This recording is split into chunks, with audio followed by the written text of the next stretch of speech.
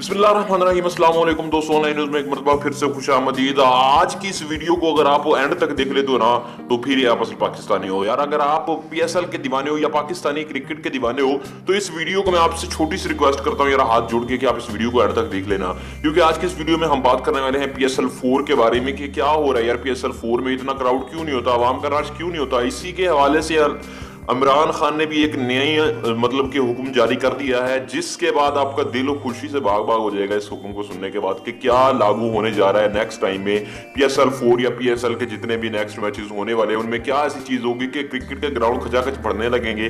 हालांकि अभी आजकल की डेट में आप देखते होंगे कि क्रिकेट के जो ग्राउंड है वहां पर जहां पर पीएसएल 4 खेला जा रहा है बहुत ही कम रश होता है, बहुत ज्यादा कलील मिकदार में लोग आते हैं दोस्तों।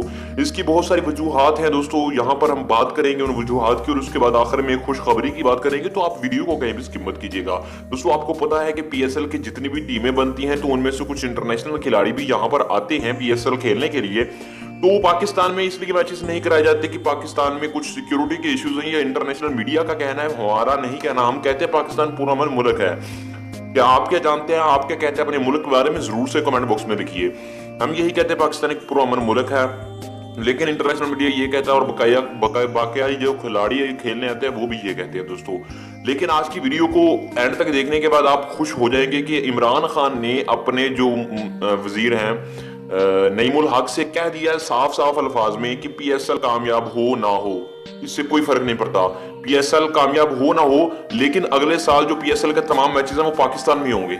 ये इमरान खान ने दोस्तों अंदिया दे दिया है, बिल्कुल हुक्म जारी कर दिया है कि अगले साल जो पीएसएल का सीजन होगा वो पाकिस्तान में होगा। चाहे पीएसएल फिर कामयाब हो, चाहे फिर वो नाकाम, चाहे कोई खिलाड़ी बाहर से आता है आए, नहीं आता ना आए। इमरान खान का ये भी कहना था कि पाकिस्तान एक पुरअमन मुल्क है, ये इंटरनेशनल मीडिया को जान लेना चाहिए। इसी के साथ साथ जो खिलाड़ी यहाँ पर आते हैं उनको भी ये समझ लेनी चाहिए बात कि पाकिस्तान एक पुरअमन मुल्क है।